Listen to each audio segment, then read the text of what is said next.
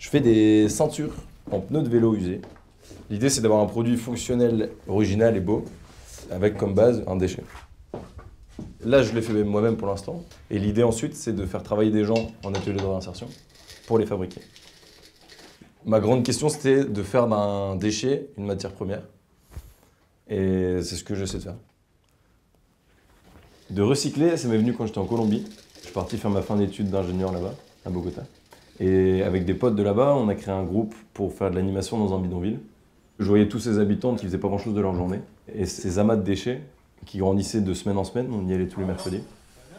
Et donc l'idée, c'était, il y a ces déchets qui augmentent, il y a de plus en plus de gens qui font rien de leur journée et qui ont l'air tristes, peut-être que ces deux problèmes, on peut les transformer en solutions. Trop cool. Et donc j'ai commencé à m'intéresser à tous les déchets qu'on produit et puis ce qu'on peut en faire avec. Et c'est là qu'est venue la Vieille Belt.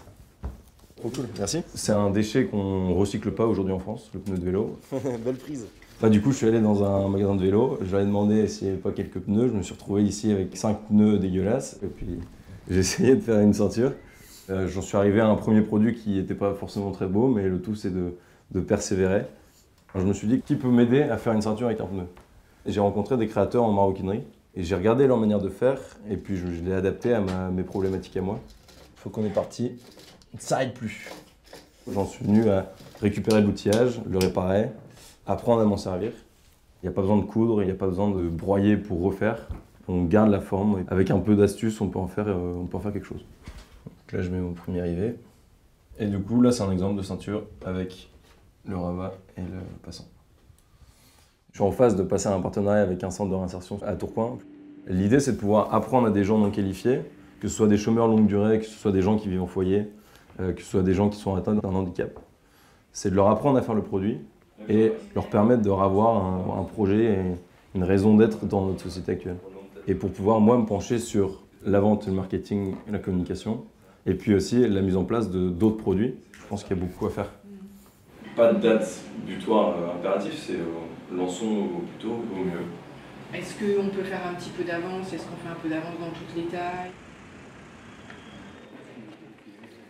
J'ai eu la chance de participer à une bourse dans laquelle je suis finaliste et ça m'a permis de mettre mon projet en avant. On a un atelier de réinsertion à Tourcoing, avec 10 personnes en réinsertion. On était 14 projets présélectionnés et on avait 3 minutes chacun pour présenter le projet. Sur l'année 2016, il y a eu 10 millions de tonnes de pneus de vélo et de champs à air qui ont été volés. On a de la pollution, on a de l'exclusion sociale. Je commence à vendre dans 5 réseaux de distribution, il n'y a plus qu'à voter. Merci à vous.